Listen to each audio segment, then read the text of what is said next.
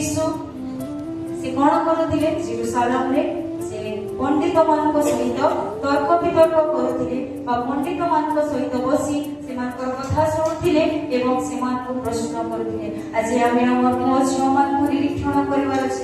ଆଜି ଯଦି ଆମେ ତାଙ୍କୁ ଖୋଜୁଅଛୁ ଏବଂ ପାଉଅଛୁ, ଆମେ ତାଙ୍କୁ କେଉଁ ସ୍ଥାନରେ ପାଉଅଛୁ? ଏହି ସ୍ଥାନରେ ତ ଆମେ ଦେଖିଲା କି ମରିୟମ ଯୋସେଫ ଯୀଶୁଙ୍କୁ ମନ୍ଦିରରେ ପାଉଅଛନ୍ତି।